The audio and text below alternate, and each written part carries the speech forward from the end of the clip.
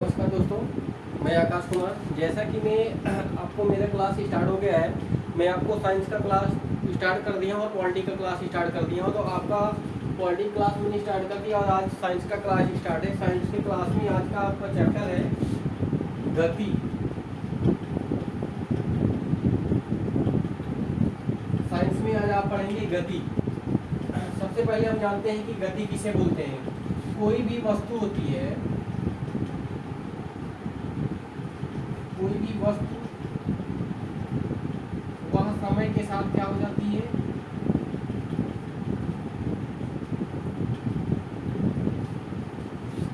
समय के साथ परिवर्तित हो जाती है।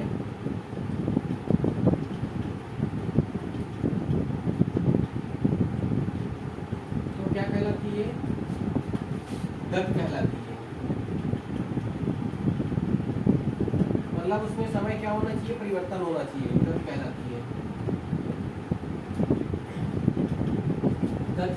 गति कई प्रकार की होती है।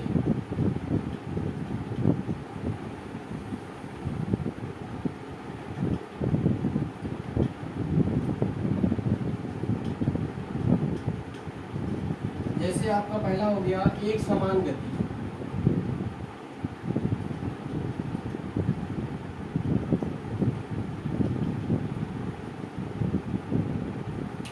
एक समान गति इसमें कैसी गति हो जाएगी? जैसे कोई भी एक सीधी रेखा में, एक सीधी रेखा में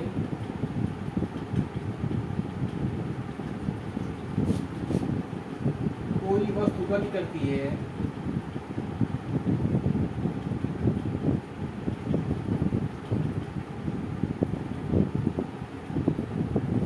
मतलब एक सीधी रेखा में कोई भी वस्तु गति करती है तो क्या कहलाएगी? एक समान गति कहलाती है। एक समान गति जैसे आपका क्या हो गया एग्जाम्पल में,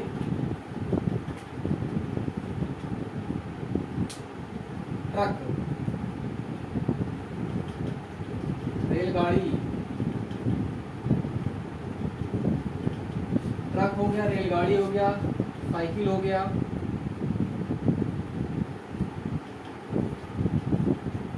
बाइक हो गई।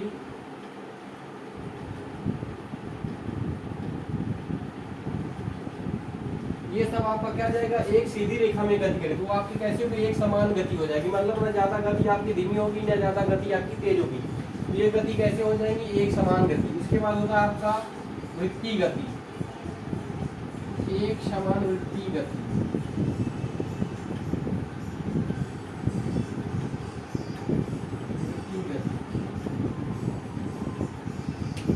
एक समान वृत्तीय गति जब कोई वस्तु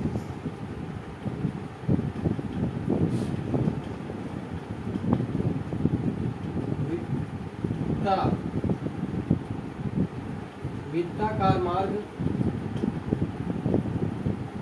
पर गति करे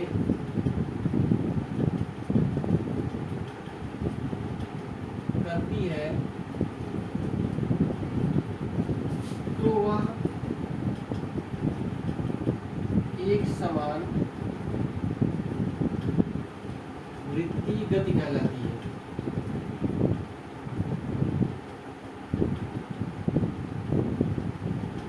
वृत्तीय गति कहलाती है। कहने का मतलब एक समान वृत्तीय गति कार्य करता। तो इस पे किया गया कार्य जो होता है आपका क्या होता है? सुनो, जैसे मौत का कुआं,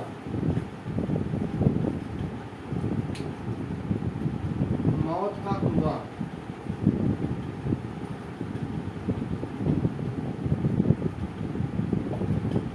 मौत का कुआं एक समान वृत्तीय गति, वो एक वृत्त की मतलब वृत्त के आकार का गति करता है, एक समान वृत्तीय गति का करता है। जैसे इसमें क्या होगा? मौत का कुआं एएलपी में पूछा गया था, एक समान वृत्तीय गति में कार्य होता है। इसमें कार्य कितना होगा?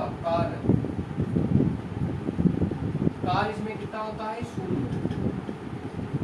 एएलपी में पूछा गया प्रश्न। इसमें कार्य क्यों 0 होगा? क्योंकि कोई भी वस्तु है एक समान वृत्तीय गति पे, इस पे जब ये गति करती है तो इस पे ये गति करेगी तो यहाँ पे इसका क्या होगा? ये इधर गति कर रही है तो इसके समान जो लगने वाला बल होगा ये कैसे होगा? लंबवत दिशा में होगा। इधर से ये गति कर रही है तो इसका ऐसे होता जाएगा, ये ऐसे हो जाएगा, ये ऐसा हो जाएगा, ये ऐसे हो जाएगा, मतलब इसका जो गति होगा ये 90 डिग्री का होगा। वेग क्या होता रहेगा, वेग बदलता रहेगा, वेग बदलता रहेगा।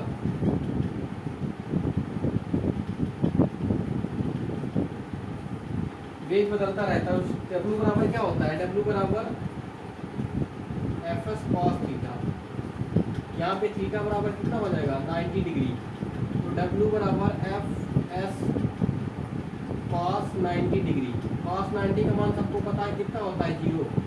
W बराबर एफ इंटू एस इंटू 0 इक्वल टू W बराबर 0। तो यहाँ पे कार्य कितना हो जाएगा, वृत्तीय गति पे कार्य जो होगा कितना क्या हो जाएगा, 0 हो जाएगा। वृत्तीय गति पे जो कार्य करता है, वृत्तीय गति पे कार्य 0 हो जाएगा। ये होता है आपका एक समान वृत्तीय गति। उसके बाद पूछा जाता है प्रश्न से कि मान लीजिए आप मोटरसाइकिल भीड़ भाड़ में क्या कर रहे हैं, मोटरसाइकिल चला रहे हैं, भीड़ भाड़ वाली जगह है, भीड़ भाड़ वाली जगह पे आप क्या करते हैं, गाड़ी चला रहे हैं, 2 पहिए चला रहे हैं भीड़ वाली जगह पे, भीड़ वाली जगह पर बाइक की चाल, बाइक की चाल कैसे होगी, भीड़ भाड़ वाली जो जगह होती है बाइक की चाल वहां पे क्या होगी, अनियमित होगी, अनियमित।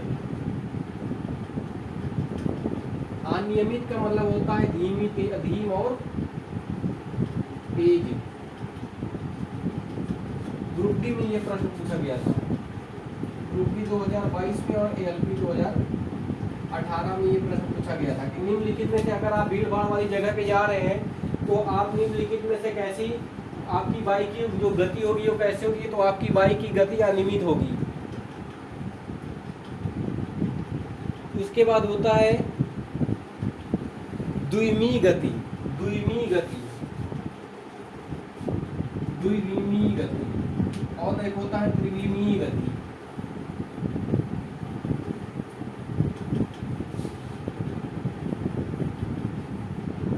द्विविमीय गति, द्विविमीय गति, द्विविमीय गति वह गति होती है, द्विविमीय गति वह गति होती है वस्तु की गति 2 दिशा में 2 निर्देशांकों में समय के साथ परिवर्तित होता है। 2 निर्देशांकों में मतलब 2 निर्देशांकों में परिवर्तित गति के समय के साथ, समय के साथ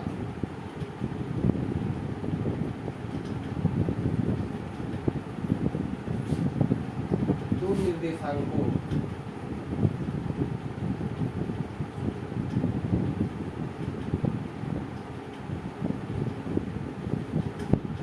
मध्य परिवर्तित होती है,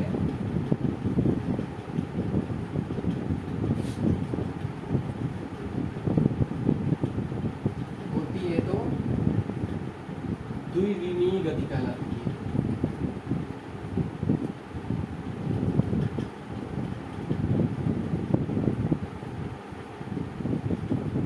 द्विविमीय गति कहलाती है, द्विविमीय गति कहलाती है। द्विविमीय गति का एग्जाम्पल आपका हो जाएगा वृत्तीय गति और प्रक्षेप गति।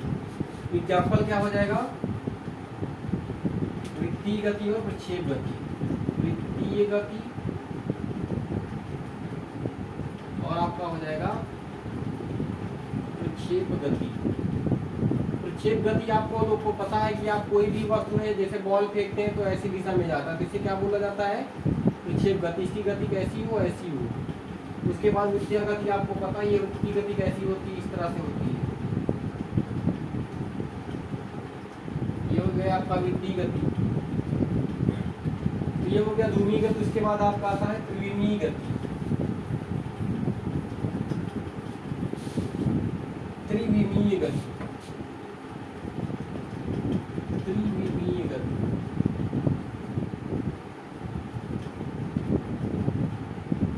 बोलते हैं निम्नलिखित में से त्रिविमीय गति किसे बोला जाता है। त्रिविमीय गति वस्तु की स्थिति 3 निर्देशांकों के मध्य परिवर्तन होता है तो उसे त्रिविमीय गति कहती है। वस्तु के मध्य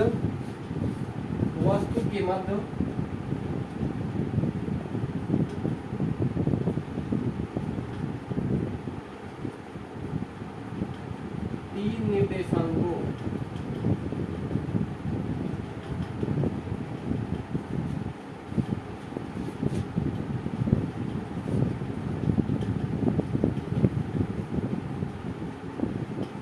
गति होती है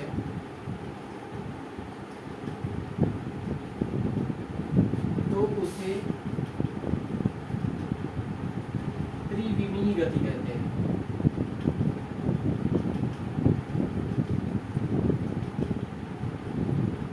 त्रिविमीय गति कहते हैं। एग्जाम्पल में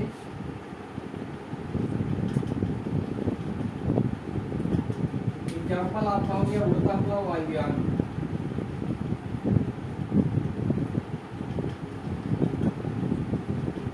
वायुयान या उड़ता हुआ पक्षी।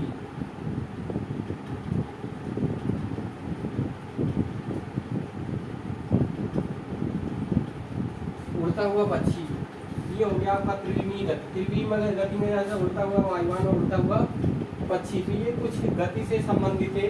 तो ये मैंने आपको उसके बारे में चर्चा किया, ठीक है। उसके बाद फिर आपको आ जाता है विस्थापन, दूरी और विस्थापन। एक तरफ लिख लेते हैं दूरी और एक तरफ लिख लेते हैं विस्थापन। इधर लिख देते हैं दूरी और इधर लिख लेते हैं विस्थापन।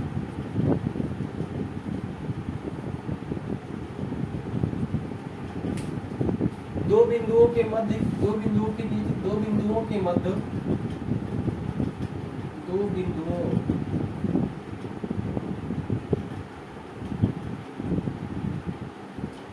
मध्य की, दो बिंदुओं के बीच के स्थान को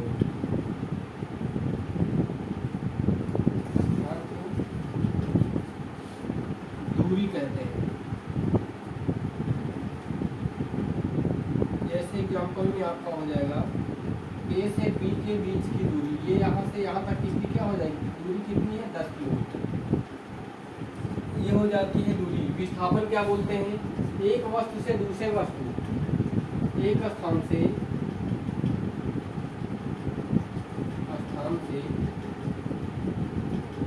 दूसरे स्थान के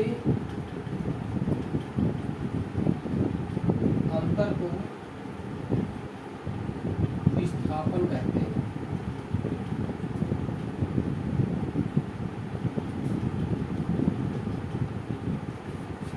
विस्थापन कहते हैं। जैसे एग्जाम्पल में मान लीजिए आप यहाँ से चले, यहाँ से आपका यहाँ तक कितना है, 10 किलोमीटर। उसके बाद आप यहाँ से यहाँ तक आए, यहाँ पे, तो यहाँ पे आप कितना आगे, 2 किलोमीटर। तो आपका जो विस्थापन हो जाएगा वो कितना हो जाएगा, 8 किलोमीटर आपका विस्थापन हो जाएगा। यही दूरी और विस्थापन में अंतर होगा। अगर दूरी इसमें पूछ लेता तो दूरी आपकी 10 तो 12 किलोमीटर हो जाती। दूरी आपकी 12 किलोमीटर हो जाए, विस्थापन आपका 8 किलोमीटर। अगर इसमें पूछता विस्थापन आपका कितना है, विस्थापन आपका 10 किलोमीटर है। अगर कोई भी वृत्तीय गति है, अगर पूछे कि एक बिंदु यहाँ से चल करके यहाँ से ऐसे जाता है और यहाँ से यहाँ तक जाता है, तो इसका विस्थापन क्या होगा, विस्थापन आपका 0 होगा। विस्थापन 0 होगा, लेकिन दूरी क्या होगी, दूरी 0 नहीं होगी। दूरी 0 नहीं होगी। दूरी सदैव धनात्मक होती है। दूरी क्या होती है, दूरी सदैव धनात्मक होती है।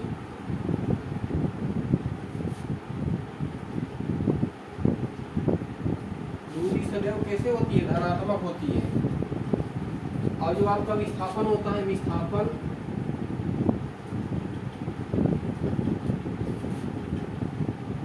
धनात्मक, ऋणात्मक, 0, कुछ भी हो सकता है।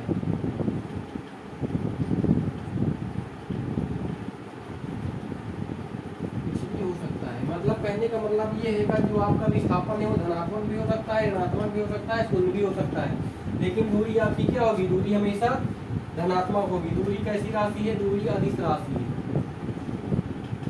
अदिश राशि है। और विस्थापन आपका कैसी है, विस्थापन आपकी सदिश राशि है।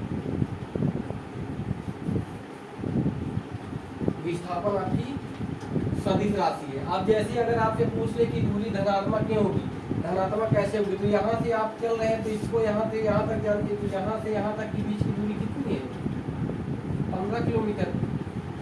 दूरी तो आपकी हो गई 15 किलोमीटर, दूरी आपकी कितना हो जाएगी, 15 किलोमीटर हो जाएगी। दूरी आपकी कितना हो जाएगी, 15 किलोमीटर। लेकिन विस्थापन आपका क्या हो जाएगा, शून्य हो जाएगा। और उसके बाद इसमें देखिए विस्थापन आपका किसमें पॉजिटिव में आ रहा है, तो विस्थापन आपका कितना हो गया, इसमें विस्थापन आपका 8 किलोमीटर। अगर यही से पूछ लेता कि एक वस्तु यहाँ से यहाँ तक जाती, इसकी दूरी कितनी है, 20 किलोमीटर है। ए से बी तक जाता है तो इसकी दूरी कितनी है, 20 किलोमीटर है। उसके बाद ये यहाँ से रिटर्न आता है, यहाँ से यहाँ तक जाता है, इसकी दूरी कितनी है, 30 किलोमीटर है। इसमें विस्थापन कितना हो जाएगा, 20 माइनस 30 बराबर माइनस 10 किलोमीटर। तो आपका जो विस्थापन हो गया कितना हो गया, माइनस में 10 किलोमीटर। अगर इसमें दूरी पूछ ले तो दूरी आपकी कितनी हो जाएगी, दूरी हो जाएगी 20 प्लस 30 बराबर 50 किलोमीटर। तो यही होता है दूरी और विस्थापन में अंतर। पूछता है निम्नलिखित में से दूरी और विस्थापन में क्या अंतर, तो सीधे सीधे आपसे यही पूछेगा कि जो दूरी होती है, दूरी सदैव धनात्मक होती है। आपको इस चीज को विशेष करके ध्यान देना है, दूरी हमेशा धनात्मक होती है। दूरी कैसी राशि है, आदिश राशि है। दो बिंदुओं के बीच जो स्थान होता है या उसी को बोलता है दूरी। दो बिंदुओं एक स्थान से दूसरे स्थान के अंतर को विस्थापन बोला जाता है। विस्थापन आपका धनात्मक हो सकता है, ऋणात्मक हो सकता है, शून्य हो सकता है, कुछ भी हो सकता है। दूरी विस्थापन कैसी राशि है, विस्थापन आपकी सदिश राशि है। तो ये कुछ प्रश्न थे जो मैंने आपको बताया सही से। बाकी इसी तरह से आपका धीरे धीरे क्लास में आपको पूरा का पूरा क्या करता रहूँगा, कवर करवाता रहूँगा। यदि आप मेरे चैनल पे पहली बार हैं तो मेरे चैनल को लाइक कीजिए, सब्सक्राइब कीजिए, अपने दोस्तों के साथ शेयर कीजिए, मेरे मुझे प्यार दीजिए, अपना सपोर्ट दीजिए, ताकि मैं आप लोगों के लिए अच्छा वीडियो बना सकूँ और जो एग्जाम में पूछा जाए मैं सारा का सारा बना के आपको दे सकूँ। ठीक है दोस्तों, थैंक यू।